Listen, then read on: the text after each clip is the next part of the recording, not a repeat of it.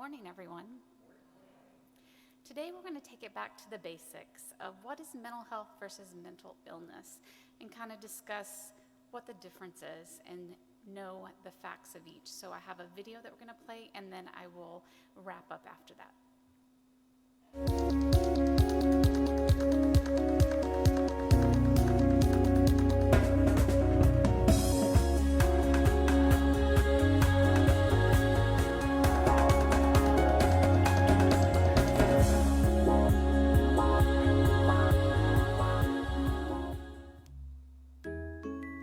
We all have mental health. It is just as important as physical health.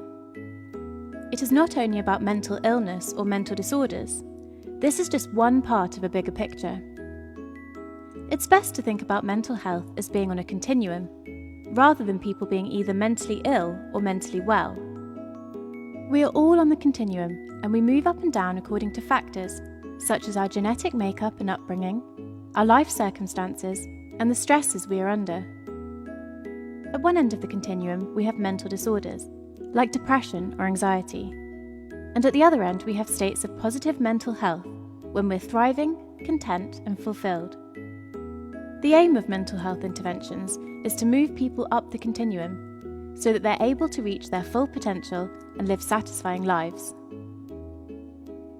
The World Health Organization describes mental health as a state of well-being in which every individual realizes his or her own potential, can cope with the normal stresses of life, can work productively and fruitfully, and is able to make a contribution to his or her community.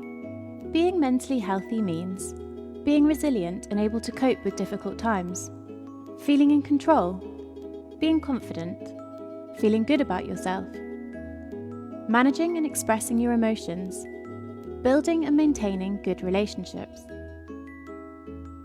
We all experience periods when we feel stressed, worried, anxious, sad, afraid, or angry. These are all normal emotions. However, when these emotions become severe enough that it interferes with a person's ability to function daily, and these feelings become persistent over time, then it can develop into a mental health problem. There are many different types of mental disorders. When left untreated, mental disorders can be chronic and long-lasting, and are associated with increased disability. They significantly have an impact on daily functioning and frequently interfere with family, social, and work responsibilities. Fortunately, there are effective treatments and evidence-based interventions available that aim to help individuals understand and cope with symptoms of mental illness. However, very few people with mental disorders access existing treatment services.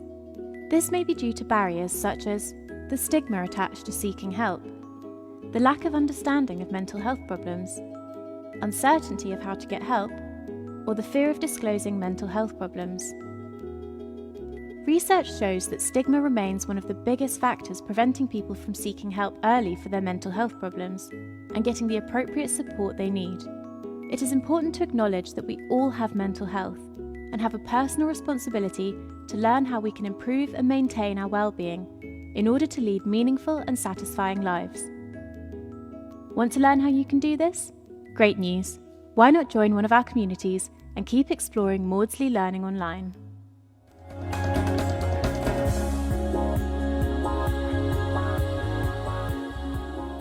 So wherever you're at on the continuum, it's good to be self-aware of where you are at and know that when you kind of get on the continuum of having a mental health problem, that you reach out for help, either from a friend, from a doctor, wherever. And you can reach out to Beautiful Minds. We have an email at bmc@covenantcares.org where you can reach out to us and we can connect you to those supports. Another thing that we want to go over today is really putting people first in the language that we use with mental health and mental illness.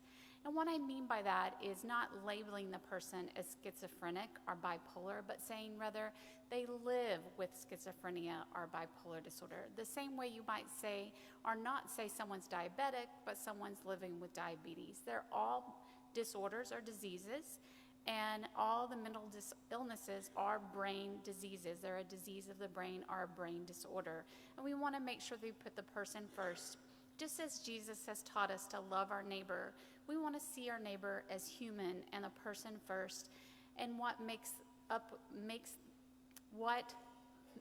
all different parts of them the beautiful human they are. And we want to make sure we honor that and make sure we put them first and love them as our neighbor, just as Jesus has taught us. Thank you.